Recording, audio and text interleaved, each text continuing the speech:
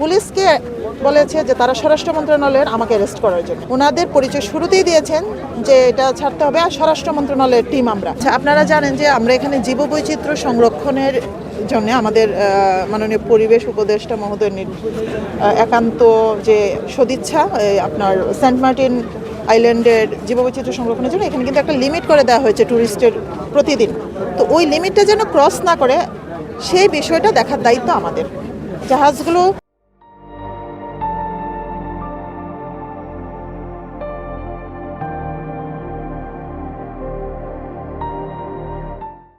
প্রতিদিন 2000-এর বেশি, সবাই মিলে 2000-এর বেশি লোক নেওয়ার সুযোগ নেই। এই বিষয়টা আমরা মনিটরিং করি। আমি উপজেলা নির্বাহী অফিসার হিসেবে আমি এবং টেকনাফের উপজেলা নির্বাহী অফিসার আমরা হচ্ছে আহ্বায়ক। তো সেই ক্ষেত্রে আমরা প্রতিদিন মোটামুটি 4:45 থেকে এখানে থাকি। আর এদিকে যতটুকু শৃঙ্খলা, এক্সিকিউটিভ ম্যাজিস্ট্রেট হিসেবে যতটুকু শৃঙ্খলা বজায় রাখা দরকার সেটা আমরা রাখার চেষ্টা করি। ওনারা যে কাজটা করেছে, আমি আসলে কোন জাহাজের যাত্রীকে এটা তো আমাদের দেখার আসলে সুযোগ নেই। ওই জাহাজ কেন আগে ছাড়লে, এখানে জোয়ার ভাটার একটা বিষয় আছে, এরপরও সব কিছুর একটা সমাধান আছে। জাহাজ আগে ছেড়ে গেছে বা পরে ছেড়ে গেছে, এই বিষয়গুলোর সাথে কিন্তু মোটেও আমরা রিলেটেড নই। আমরা এই অংশের পাশের অংশটুকু শুধু দেখি।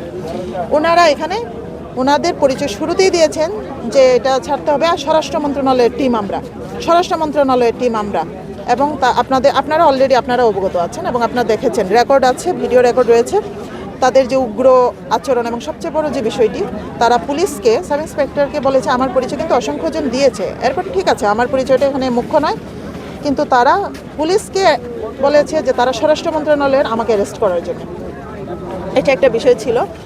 যাই হোক, আর তাদের বিরুদ্ধে আইনগত ব্যবস্থা, যেহেতু আমরা তাদের পরিচয়টা শনাক্ত করতে পেরেছি, অলরেডি আপনারাও পেরেছেন, তারা স্বরাষ্ট্র মন্ত্রণালয়ের অফিস সহকারী এবং বিভিন্ন পদে আছে, এ ধরনের একটা বিষয় জানা গেছে। এটা আমরা কনফার্ম হওয়ার পরে আমরা হয়তো তাদের বিরুদ্ধে আমরা অবশ্যই যথাযথ কর্তৃপক্ষের কাছে লিখিত আমি উপজেলা নির্বাহী অফিসার হিসেবে জানাবো। শুধু আমাদের সাথে না, এখানে আমাদের ভলান্টিয়ার যারা আছে সবার সাথে, এবং চরম আইনশৃঙ্খলা পরিস্থিতির অবনতি করেছে।